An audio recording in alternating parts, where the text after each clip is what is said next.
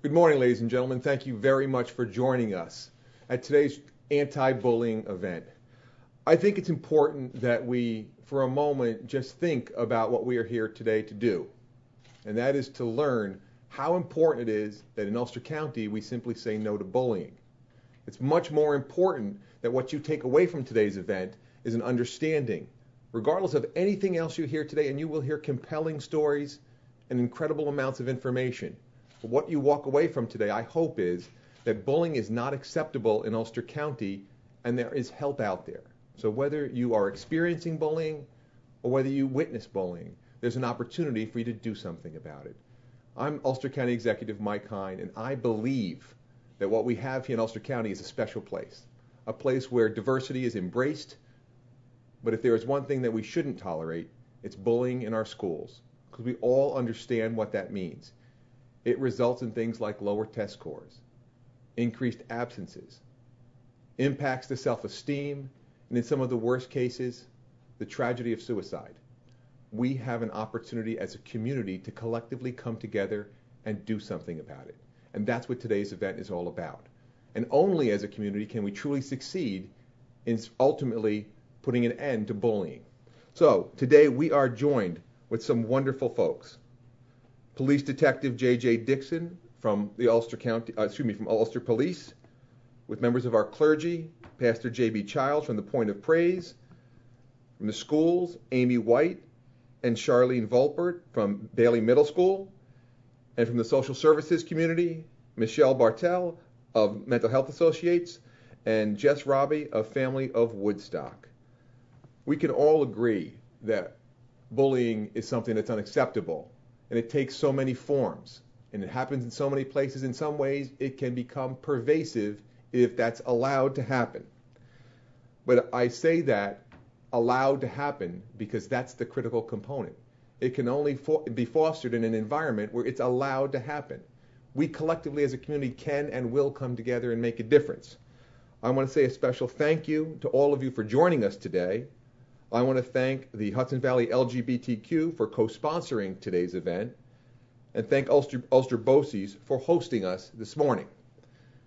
Now, I hope, again, what you take from today is the heartfelt experiences that you will hear from many of our speakers, but ultimately, what I hope you take from today is there's help out there. If you are experiencing bullying, if you witness bullying, you can reach out. There will be, again, on this seminar, on this event, you'll see phone numbers and websites and data all available to make it as easy as possible, whether it be teachers, parents, or students. Please reach out if you are experiencing bullying. There's something that can be done about it, and there's help out there. So without further ado, I would like to take a moment and introduce from Ulster BOCES, Joachim Larke, the coordinator of supportive learning environments and positive youth development for Ulster County BOCES. Ladies and gentlemen, Mr. Larke. Thank you.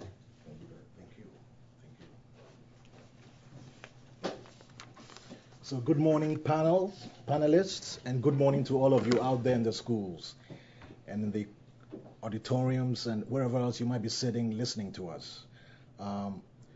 I'll take this opportunity to welcome you to this event, which is being hosted by Ulster County BOCES. We're right here in case you don't know where we are right on Route 32 in New Paltz.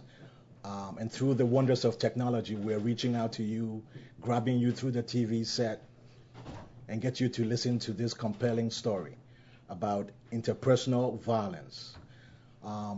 Bullying to me is probably one of the most basic forms of the violation of a human being's basic rights.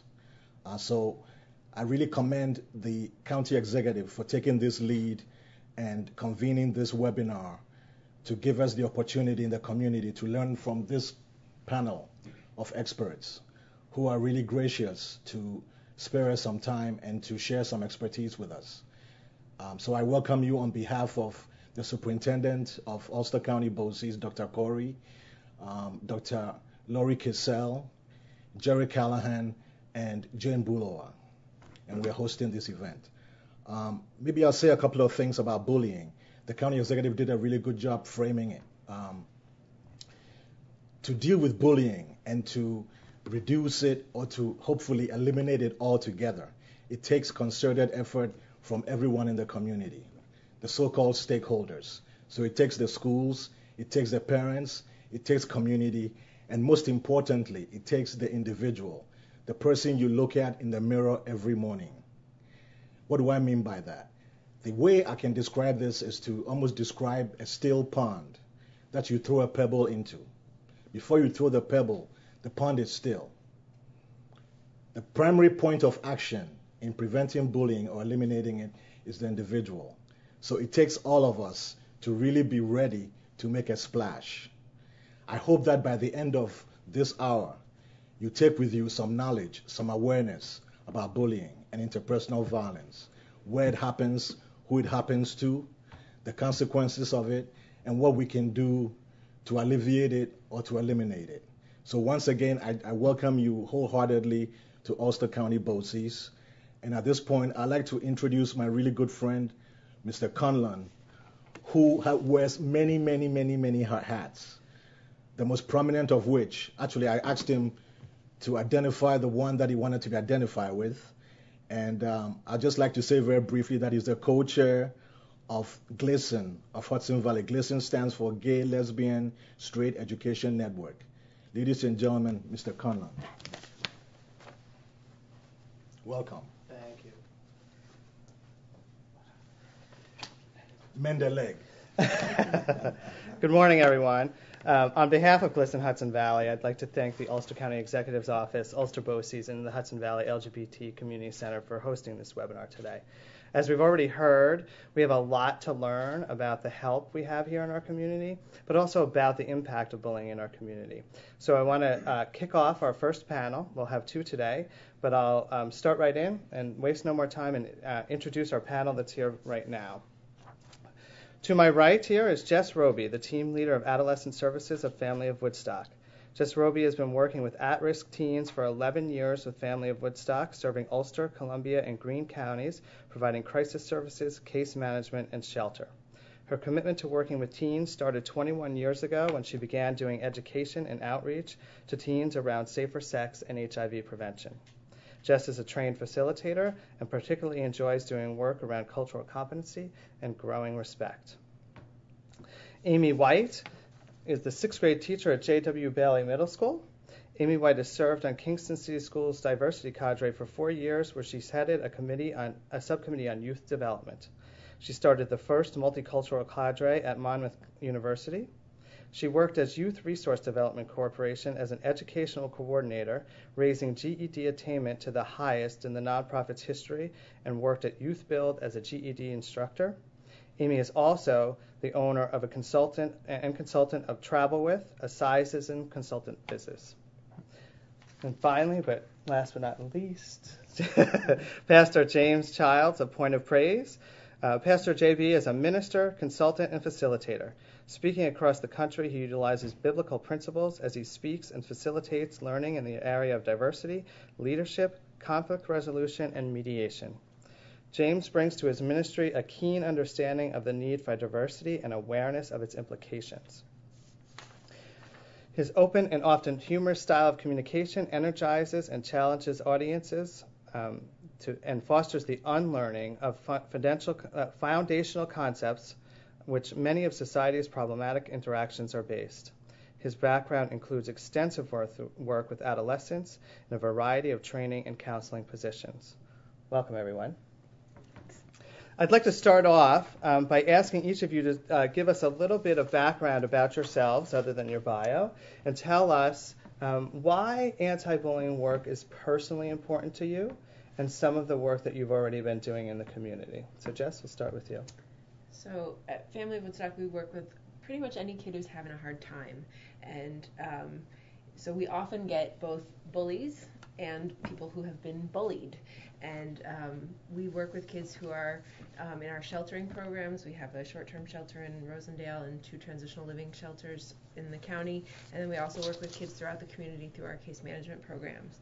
And what I've noticed is that when we approach bullying, often we're trying to punish the bully and protect the kid who's being bullied. But really both kids or all the kids involved are kids who are having a hard time and in pain.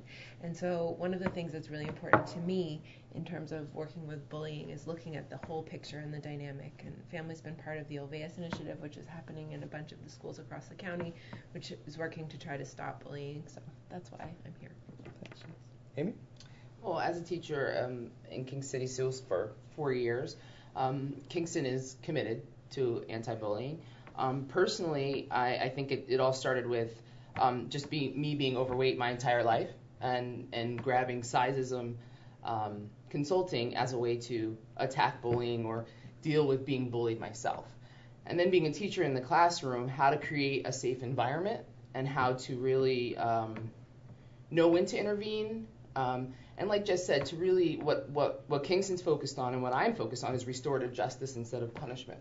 Putting the power back into the child's hand to know when it's safe to approach a bully and when it's time to hand that over to what we call a go-to person, an administrator, guidance counselor, teacher.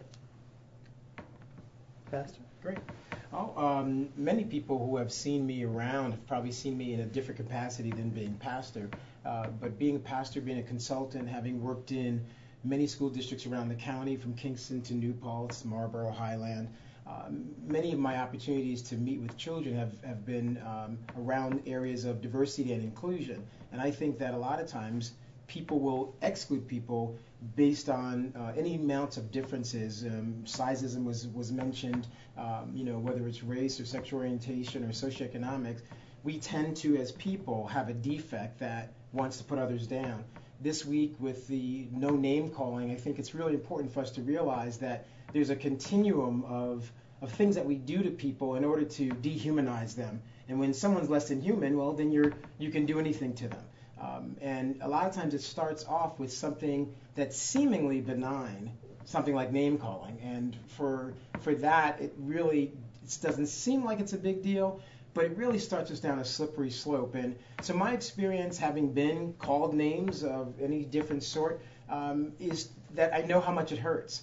And I really believe that the effort that needs to be made has to be made as a community.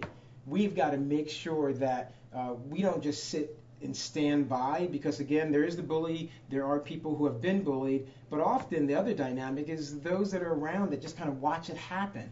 And the statistics show that bullies have often been bullied, and so it's not a clear delineation, but we do know, all of us have stood around and seen someone else bullied. So a lot of the work that I do, whether with our youth at our church or with youth in schools all around the country, really has been to what do we do to stand up for those that are being put down? What do we do to stop the continuum on the high side where we can really do something about stopping name calling before it moves on to something that is more emotionally and physically damaging? And I think we can do something about it if we can remember and be empathetic that it just doesn't feel good to do that. And I really believe that part of what we're doing today in reaching out through this webinar is to say that we have to do something, because the incidence of suicide around this county alone, let alone the country, is really, really damaging, and it's heart-wrenching, and there's something we've got to do, and I think we can. Thank you all. I heard each of you actually talk about bullying in general and say that it's happening. We deal with it. They come to the school. They come to your services for this. Jess, could you tell us specifically some of the areas or places where you find youth are experiencing the bullying? Because I think we have this general idea that bullying is happening, but where is it happening? I think you have sort of the locations everyone thinks of in school, anywhere where kids are kind of hanging out unattended, I think. But now with the internet and cell phones, I think bullying is literally in the very air around us, and that kids are, young people in particular, all of us I think now, but kids in particular, their lives happen in their hand, online, and the impact you can have, something can go up at 2 o'clock in the morning, and when you walk into school the next day, you aren't even aware that something's been said or done about you. So I think that the scope of bullying is so much bigger than it ever was. But I also think that it's sort of the opposite of your question in terms of where is it not happening. And where I have noticed that it's not happening is where kids are supported to respect each other to be respected themselves. And I think, I know when I wake up and I have a bad day, my dog's not cooperating, and, I get to work and somebody says something, I'm much more likely to be snotty to them than if I have been treated well in the morning. And so I think where Reverend Child was talking about, it takes a community to stop this. It really does. It's about saying, we are going to support people being kind to each other. We're going to be supportive of people treating each other like human beings. And the person who's taking out whatever's going on for them on someone else needs to be supported as much as the person who's the target of that. Wonderful. Wonderful. So I hear a lot about support. I hear a lot about services, about respect. Amy, you discussed restorative justice. And each of you actually talked about sort of eliminating punishment from this equation. So Amy, could you tell us a little bit about what a restorative justice approach would look like as opposed to punishment? Well, I think that we're very used to, as Jess and James mentioned, the bully being punished and the victim being protected. And for example, we can imagine a classroom or a principal's office. When we hear that someone's been bullied, the bully is sent down first, dealt with, and then sent home to out of school suspension or in school suspension, and then the victim comes and gives their story, and there's never any intervention, there's never any conversation about why did this come about. You're never able to really face your bully and really say how it makes you feel. And I think that's something that restorative justice really takes by the hand, is putting the two children in front of each other and saying, what's the issue here? Really asking them, is this something that you said? Is this something that you posted on Facebook? Was this text really from you?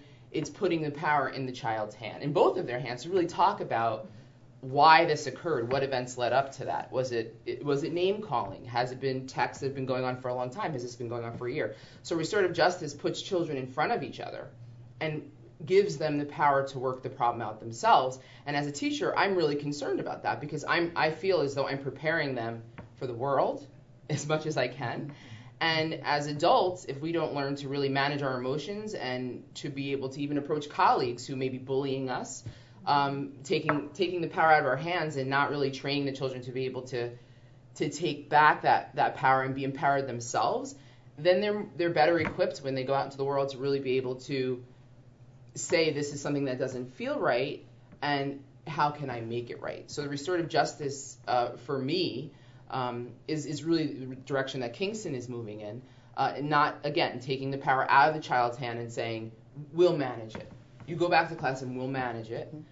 No, if it's a safe environment, and even if adult has to be a facilitator, putting the power back in the child's hand, and that really gets at the heart of being able to stand up for yourself when a teacher is not there, or when a go-to person is not there in these areas of where teachers really see it, in unstructured times, the cafeteria, recess, but also just in the air. If there's something put on Facebook, how can you manage that? How can you come into school and be prepared to manage what's been written about you?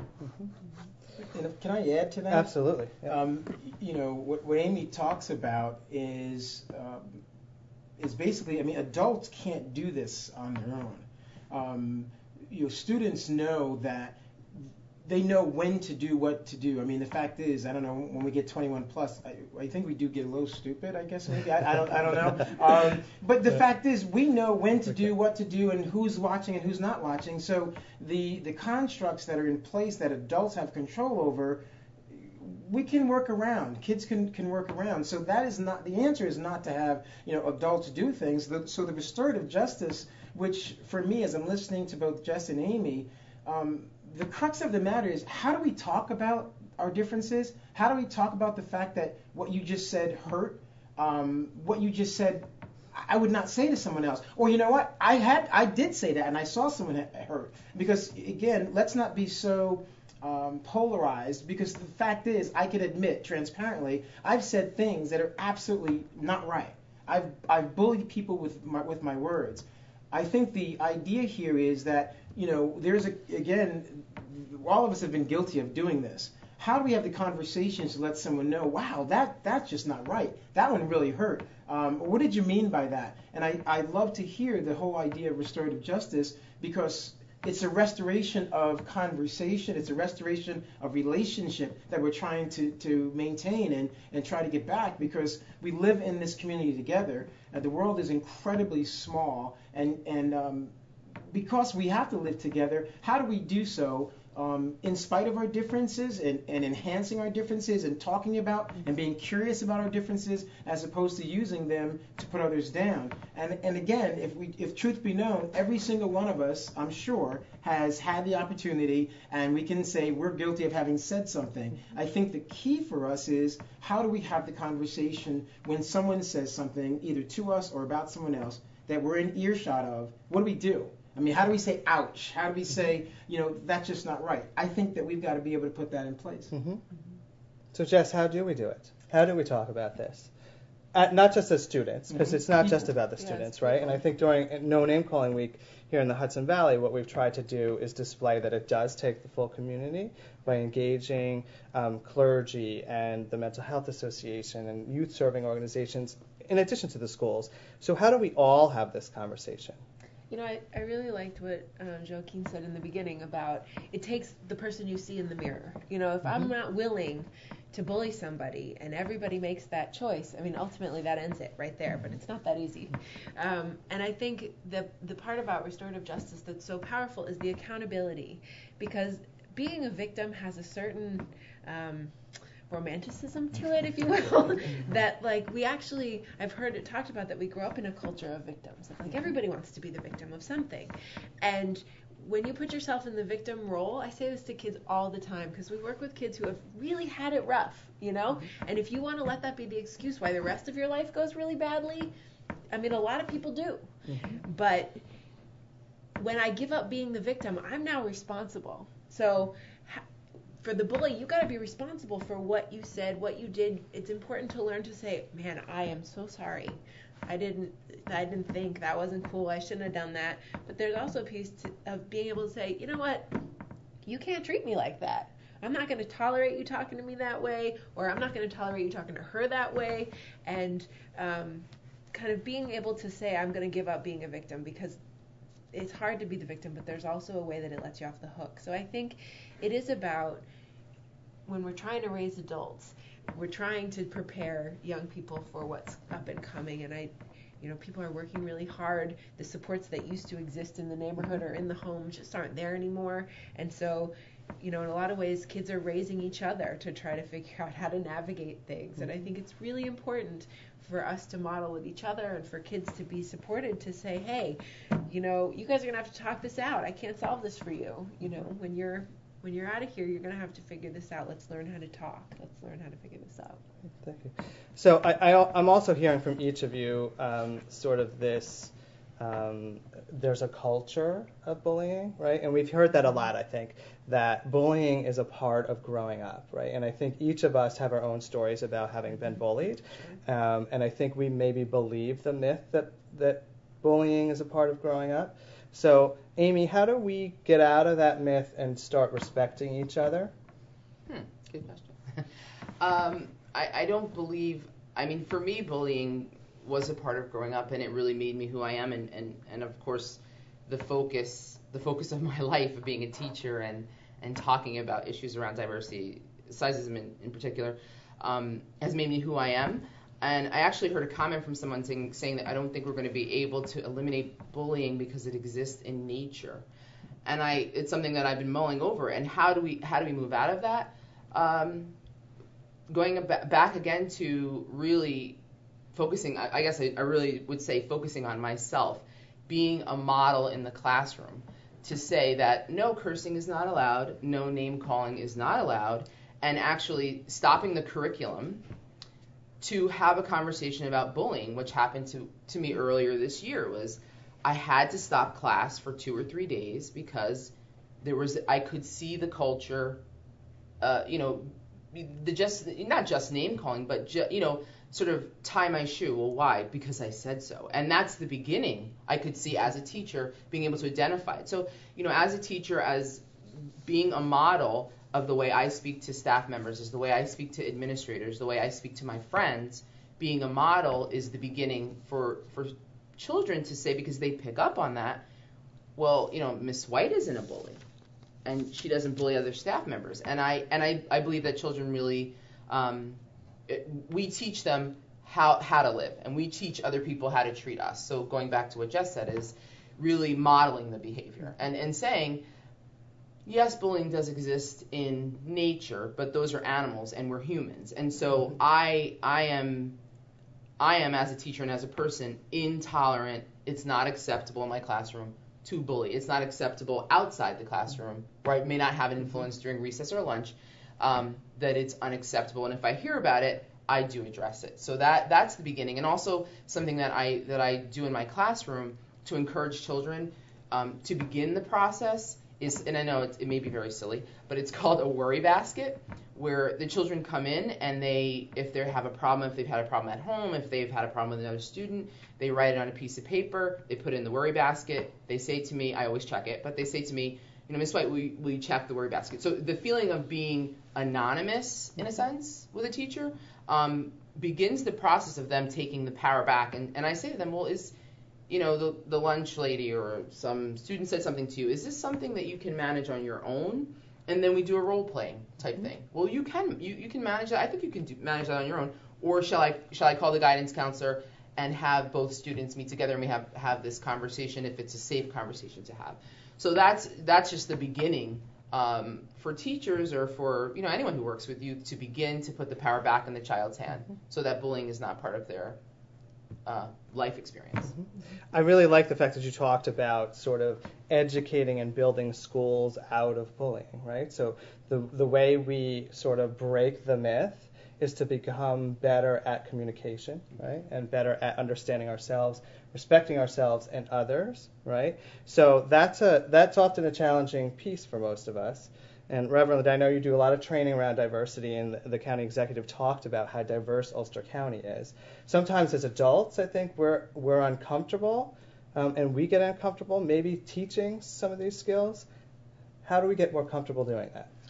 Well, I think, and again, for people who have been around the work that I do, I think it's important for you to realize, one, that diversity is really not the issue.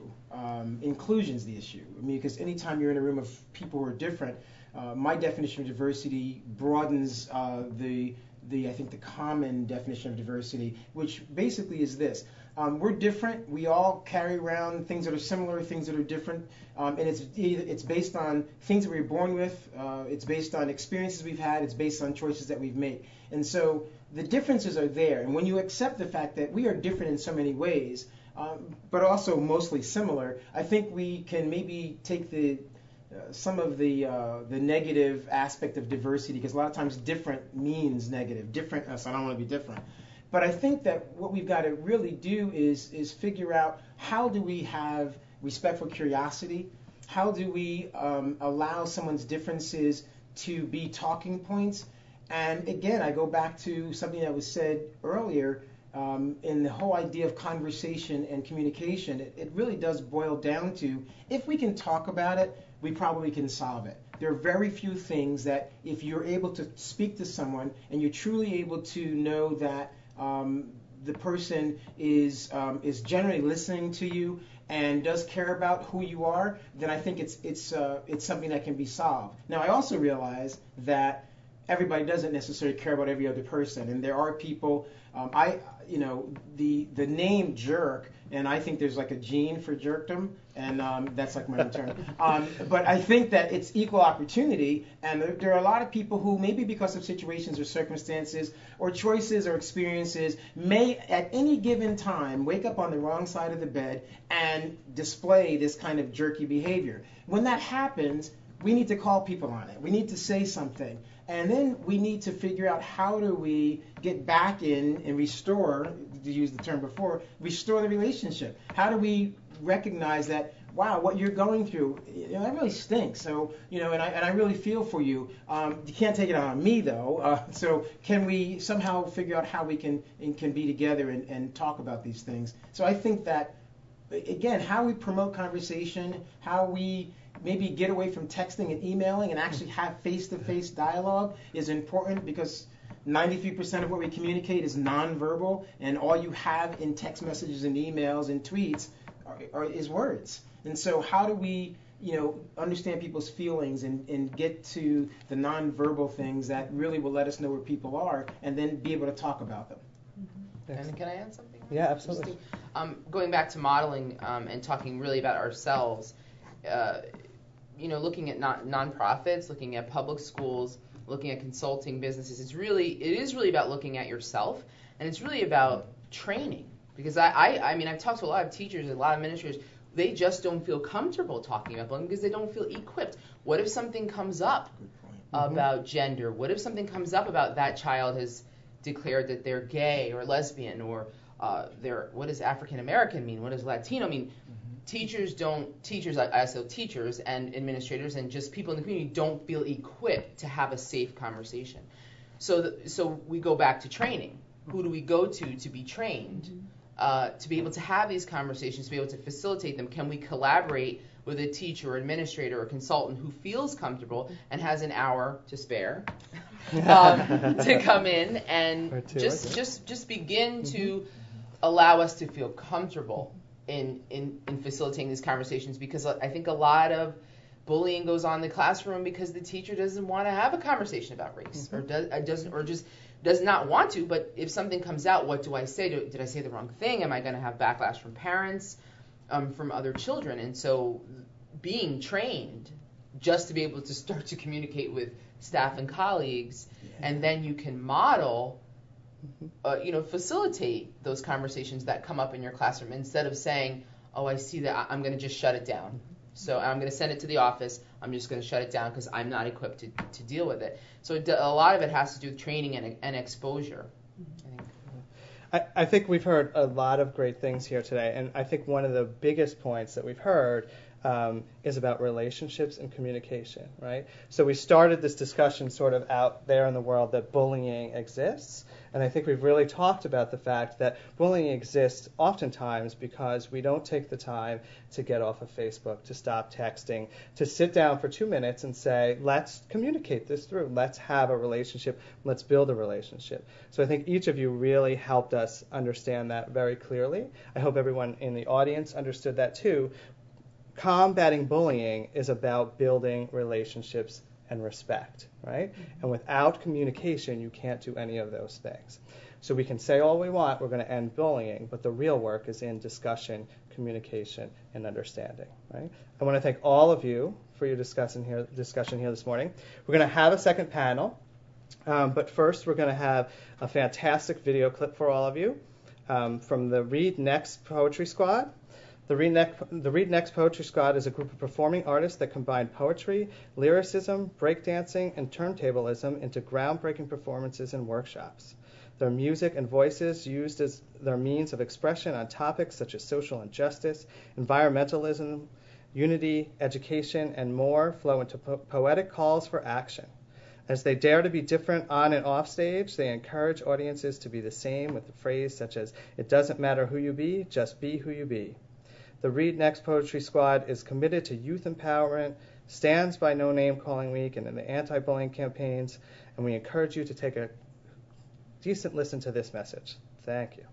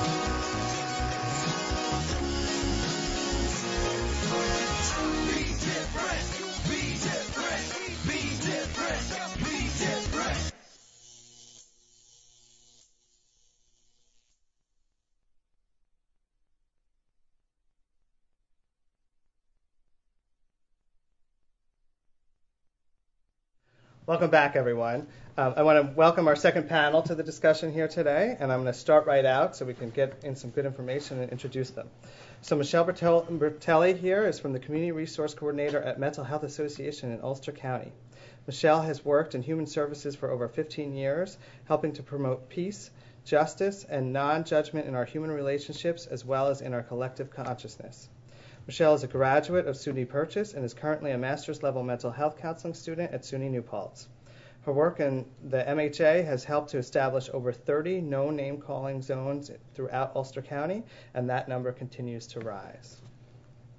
Sherilyn Volpert is a guidance counselor at J. Watson Bailey Middle School. Sherilyn has worked for Kingston City Schools as a guidance counselor since 2005. This is her third year at J. Watson Bailey, and previous to that, she worked at Kingston High School. Sherilyn graduated from Sage Graduate School in Troy, and she lives in Woodstock with her husband and 2 dogs. Yeah, great. John Dixon is detective at the Ulster Police Department. John has been with the Ulster Police Department since 1987, where he is responsible for all juvenile cases as well as other criminal cases and is the sex offender manager. Detective Dixon is also presents the Drug Abuse Resistant Education Program, also known as DARE, to the E.R. Crosby, Chambers, and Xena Elementary Schools. He is a certified basic and advanced school resource officer. He is a member of the Ulster County and Kingston School District Critical Incident Stress Management Team. And he is a member of the State of New York Child Passenger Safety Advisory. Welcome, everyone. I'm going to start with each of you, as we did with the last panel, and ask you to just tell us a little bit about why anti-bullying work is important to you, and what you've been doing so far in the community with this work. So, Michelle? Well, thanks, Rob. As we talk about bullying and name-calling today, I am so grateful that so many students throughout our county are watching us today. And we know that you've done amazing work throughout No Name Calling Week to help make your schools more physically safe and more mentally healthy. But I wanted to share a personal story of why I recognize this work has to extend far beyond our schools, as many of our panelists have said today. But I first want to say that back in May of last year, the Mental Health Association in Ulster County declared our community-based center, the Clifford Beer Center, a no-name-calling zone. We were really inspired by No Name Calling Week and the work that you guys have done. And we thought we want to take the work you've begun and bring it out into the community at large. Later on during the year, in September, my 5-year-old son started kindergarten. And it was in maybe the first 2 weeks of school. We were having dinner and talking about his experiences at school, and he shared with me that a little girl in his class hated him. And I explored that with him and asked him, how come you feel that she hates you? And he shared that she had called him a name. And he didn't know what the name meant, but he was certain that she used it in hate. And so we talked with our son. We did a little education around name calling and how it impacts people and how it's not right. And we got the school involved. We talked with the teacher, who decided she was going to meet with both students individually, and luckily brought them together in the end to kind of resolve this. But what we learned was that the young girl also didn't know what that name meant. And so for me, it just really highlighted, she was exposed to this name somewhere else. How did she come to learn this? How did she come to know that she can use words to be hateful? And so it validated in me, the need to continue this kind of work and continue establishing no name calling zones throughout the county. Thanks, Michelle. Yes. Well, throughout my life, I've seen bullying in different aspects in my own personal life, and also, I can even think back to elementary school, where the 2 kids that were always picked on in my class, and I remember always feeling so badly for them, and what I would always do is try to get them out of the situation, or I would just compliment them, because I knew that all they heard was bad things all the time. And I think that that's really important. In my own work now as a guidance counselor at the high school and both at Bailey, and also I was at Miller for a little while too.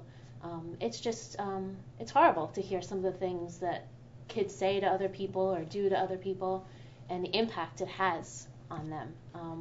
Having students in my office feel really sad about it, or cry about it, or feeling like they have no one to go to, and how good it feels to get it out. and to also understand sometimes why that bully is doing that, and it almost helps them to kind of process it. So those are my experiences, on my personal life and also in my work life. Detective? I'm here, of course, as the law enforcement, but as we heard earlier today from the other panelists, that I don't think there's anybody out there that hasn't experienced it, one way or the other, whether they were the bullies or the person being bullied. And if, usually as police departments, we're reactive instead of proactive, but thanks to our administrators that we're very proactive in trying to prevent this. And going into the schools, that's what I try to do with my DARE program, is talk about bullying. We actually have 2 lessons on it, and this year we brought in 2 lessons on communicating, as we heard from the other panelists, how to communicate, what to say, and how to present yourself in a positive way. And our goal going into the schools is hopefully that it doesn't get that bad where it becomes a legal issue and the law has to get involved. And it's not our goal either to put these people into family court. If we can, bring them in and try to find out what the problem is. So, but really just to make it a safer community. As we heard the county executive talk about that grades go down because of bullying, kids are absent more, but one of the things that we didn't hear is, and it's true, is when kids are out of school, crime goes up. And so if we can prevent that as just a whole community, that's what we really need to do. I just want to pick up on some of the points that each of you were saying. Detective, you actually said we want to get to the point that it doesn't get that bad, which makes me think about the fact that it must get bad at some point, right? That it must be challenging both for students, schools, the community. And Michelle, you talked about your son entering into kindergarten at 5, and that the bullying was happening already. And I think each of you has really pointed out that there's a real impact to what happens here. So Michelle, could you give us some understanding about what the impact is if we don't intervene on bullying, on either mental health or capacity to sort of function? Yeah. Well, there's the phrase in the mental health community is, that self-esteem is the cornerstone to our mental health. Mm-hmm. And so anything that jeopardizes, healthy feelings about the self, healthy relationships with one another, that compromises our social and emotional well-being. And when this is happening at such a young age, that impacts the way we develop our image of self and develop relationships. We know that one of the impacts of bullying is depression and, unfortunately, risk for suicide. We know that bullying also is associated with anxiety and panic, post-traumatic stress. These are no small effects. These are issues that people carry with them throughout their lives if they don't have an opportunity to kind of process, resolve, and rebuild from that. And I think we heard from the detective that it could also lead to crime and other, community-based consequences, which is something we want to try and prevent, right? So, Sherilyn, you talked a little bit about students coming to you and needing to get it out, to sort of express that this is happening to them. Could you tell us a little bit about how much that's happening or what that looks like? Sure, definitely. I'd say about 25% of my day is dealing with incidences of bullying. I think a lot of people would think I deal with it more than that, and maybe it is, but I think especially in middle school, some kids don't really know what the impact their behaviors or their actions or their words have on other people, and I think it's really important for us as adults to sit down with them and help them understand, first of all, where are these feelings coming from? Why are you lashing out? Why do you feel like you have to have power? And sometimes they don't even realize that that's where it's coming from. So I think first and foremost is helping them understand where those feelings are coming from. And then also, similar to kind of what Amy White was saying earlier, is to, if possible, if it's a safe environment, to get that student who was victimized by that person into the room and have them literally talk it out. I do a lot of mediations. The goal basically at the end of it is that we come to a peaceful resolution. And that doesn't mean necessarily coming out of there being best buds and high-fiving, but it basically means that we have to show respect for one another, and we got to figure out ways how to do that. And that could sometimes, unfortunately, be not looking at each other and not talking to each other, forever, as a middle schooler might think. Or it could just simply be, you know what we're going to do is when we see each other in the hall, we're just going to say, hey, man, and that's it. And sometimes they just need the tools to figure out how they're going to actually do that. And I think it's important for the student who is victimized and also for the student who is bullied to hear both sides as to where it's coming from. I was particularly inspired last year. I had a group of 8th grade students come to me. They wanted to start a group. They were just sick and tired of being bullied and the name calling and everything. And I have to give a shout out to Samantha Brewster, Angelica All, Alyssa Davis. You're great people. You're now at the high school now. And there's many others. But you guys made a tremendous impact because you guys decided you wanted to make a change and you wanted to tell your peers directly how it is and how it feels. And I think when it's personal like that, it really can make a difference. Can I just piggyback on that too? That you express the folks who are kind of reaching out for help and who are advocating, and that's tremendous and wonderful. But I just wanted to kind of ask of all of us sitting in this room today, and those of you that are watching wherever you're watching, if we could just do a show of hands. If you personally have been bullied, or have been a bully, or have known or witnessed bullying, would you raise your hand? That's everyone in this room here, and I urge you to look around you at the space that you're in and recognize that this is not just an issue about victims and bullies. This is about all of us. Absolutely. Thank you very much, Michelle. So, Detective, we've been talking a little bit here about respect and trying to sort of equal the playing field. You come into a room with a uniform on, right? So you demand respect as soon as you walk in, right? Yes. But I think you also talked to us earlier and referenced the first panel about building relationships, and I commend your department for doing that in the schools. Can you talk to us a little bit about how you sort of foster that relationship with students coming in as a law enforcement officer? Well, when I go into the schools, this is how I'm dressed, in uniform. I don't always go into uniform because of just the many things that I do for my department. A couple of weeks ago, I had to go in there in what we call a soft uniform, which is just, BDU pant and a polo shirt, because I was doing something in the morning and I thought I was going to be late for my class and I just wanted to get there. But the kids, it didn't even bother the kids, because as I tell the kids in this class, this doesn't mean anything. These clothes, when we talk about self-esteem and everything, these clothes, they don't mean anything. This badge means nothing. Really, it doesn't. It's a person under here. I have a heart under here. But when I go into the uniforms, because into the schools with the uniform, I just want them to feel comfortable, not afraid of the man, and things like that. And when I taught yesterday, matter of fact, I was in the school and I was in my suit and tie, and all the kids know who I am anyways. And some little kid was walking down the hall, and I think he was like in first grade, and he was saying that how he loved everybody, and the kids were saying to him, oh, he's saying he loves us, and he just got off the bus and he's saying he loves us and things. And I said to them, and we should love each other. We don't have to like each other.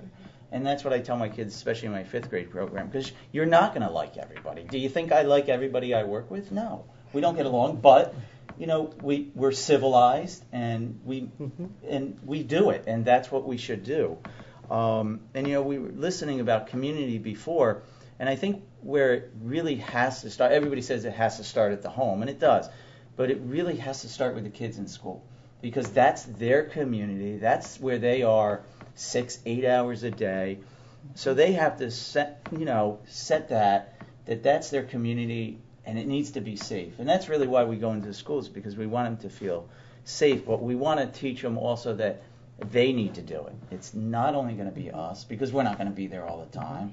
The adults aren't going to be there. And so that they need to, if it's happening in the restroom, or it's happening in the playground, or the bus where it's a big problem, that they need to do something about it. So that they need to do that. We also heard before about stories, and usually what we do is we'll bring them in and we'll hear one side of the story, and then we'll bring the other person in and we hear their side of the story. So we know there's 3 sides of every story, right?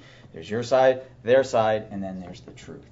And I think if we bring those parties together and not only the kids, but maybe even the parents, and we might find out really what's going on with those kids.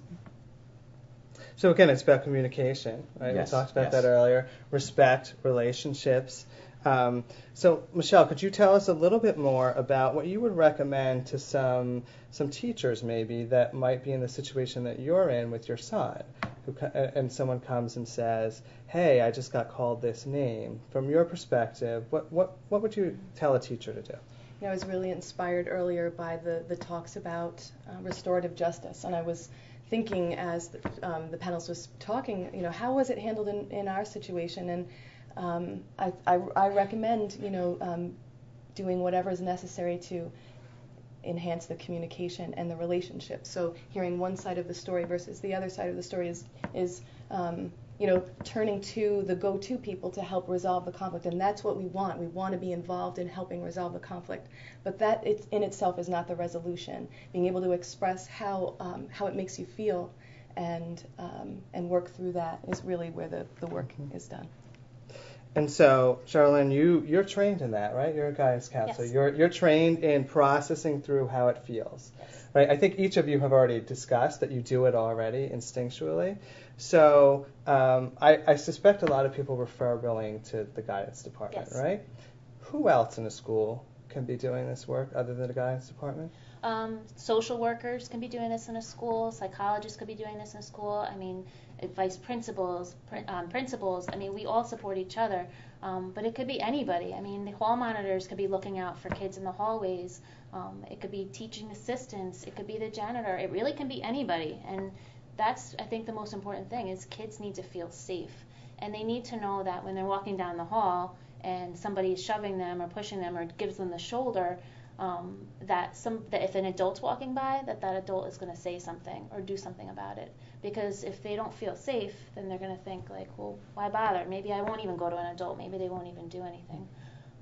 I think one of the best things to do, and my personal recommendation would be to just really empower the bystanders or the kids around that are watching this stuff. Give them a voice and empower them, and to help them feel comfortable to interject in bullying, or if they don't feel comfortable going up to the bully, just to say, get them out of the situation.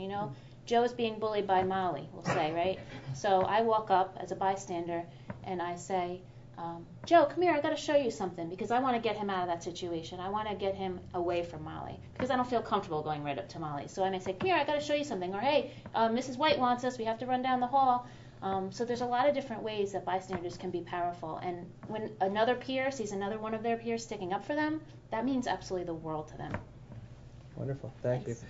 So intervening is key, right? Yes. Intervening is part of this, the adults sort of giving the skills to the students to be able to intervene. Yes. Detective, I heard you say the bus is a problem, right? Yes. It is. And why is the bus a problem? Because there's often not adults, right? There isn't. Yeah. The same way with the recess field. There's, usually in a classroom you have 29 kids, 30 kids, and you have a teacher and maybe a teaching assistant in there. But you always have somebody in that room. With the recess field, you could have 90 kids out there and 2 adults trying to watch all different directions. And you got to think of the bus is that the buses, you can't see maybe beyond them seats. The bus driver's got tons of things to do. He's watching the road and everything else and trying to listen to make sure nothing's going on. So it's just like any crime, it's opportunity, So they see an opportunity there. The restrooms, there's not an adult in there, so they see that opportunity there. So that's a lot of times why it happens, and that's why it's not a good situation. So I'm hearing that intervention is maybe a piece, but not enough, right? We're talking about building skills. We're talking about relationships. We're talking about earlier having everyone involved in this, right? So that it is a community effort, so that even in an environment where there may not be an adult involved, then a student might feel empowered to pull another student out of the situation, right? So I'm going to ask you this question. Where the county executive said earlier, Ulster County is one of the healthiest counties in the state. How are we doing on bullying? Michelle? I'm so inspired by the momentum of this event and the week, that led up to it, and the establishment of our no name calling zones. People, organizations, individuals are recognizing that they want to express to the community that they respect all people, that they don't tolerate discrimination of any kind, and that we love one another, as you said, Officer Dixon. Bullying makes people feel alone, and it's designed to make people feel less than. But the reality is, we're all connected. In this room, we sit together, and the air that we're breathing is an exchange of all of us. We are all connected. So, despite our differences, with our differences, we, as a community, we have to acknowledge that hurt and pain is the same for all of us, and love is the same as well. Wonderful, thank you. Charlene, how are we doing? I think we're getting there. I think we're making progress, but I also think we have a lot of work to do. And I think by, if we can, teachers, stopping the lesson if need be, guidance counselors going into the classrooms and doing presentations on bullying and opening it up to students in the class and asking them how they felt bullied and how they've dealt with it, and so they can hear from other peers how to deal with it on a real level. Sometimes as adults we go in and we tell them how to do it, and you need to tell an adult, then you need to tell them to stop, and it's not as easy when it's really a student in that situation. But I think we're getting better. I think that more people are interested in learning about bullying and interested in learning about how it impacts all of us.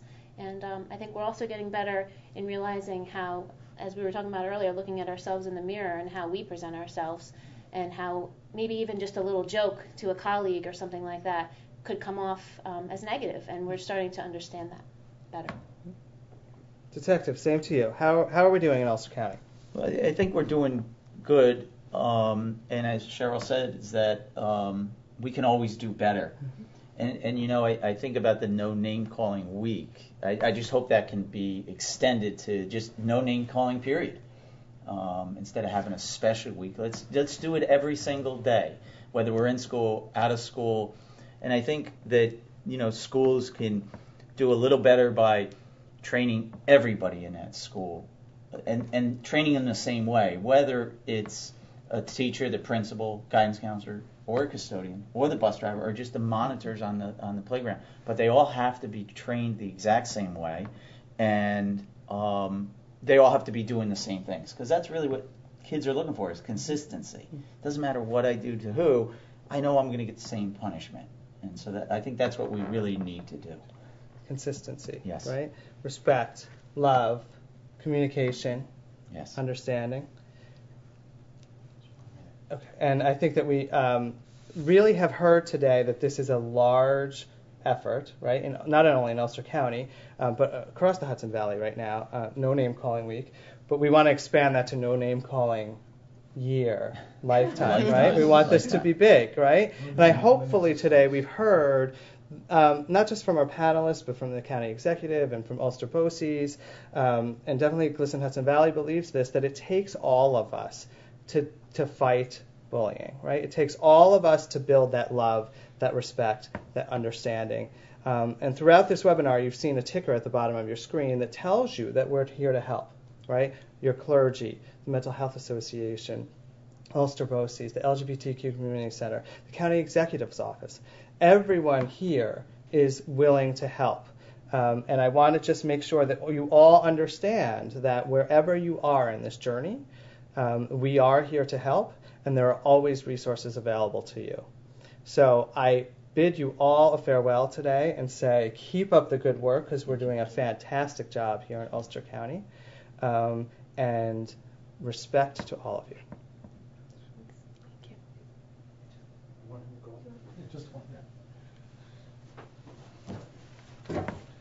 Thank you, Rob.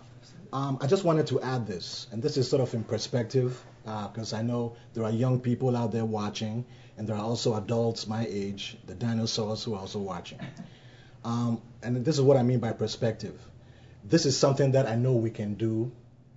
We can either eliminate it, hopefully, or at least reduce it. In the time that I sound like I'm from someplace else, which I am. When I first came to this country as a teenager about 30-something years ago, I remember going into a doctor's offices and seeing an ashtray.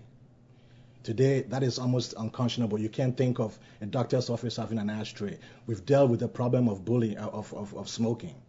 Smoking is on its way out. I remember being in places where people had their babies in the front seat. Today, we have laws that make sure that if you're caught doing that, you are arrested and fined or something. So these are examples of things that, as a society, we've been able to accomplish because everyone, and we keep saying that, everyone put their mind to it, and some of these social changes happen. I believe that with the same type of effort, with the same type of concentration, the same thing is going to happen to bullying, and it will be a thing of the past. I'm hoping that 10, 15, 20 years from now, people would say, oh my gosh, can you believe we used to bully people? And it will be a thing of the past. So I think we can do this. Thank you all. Thank you.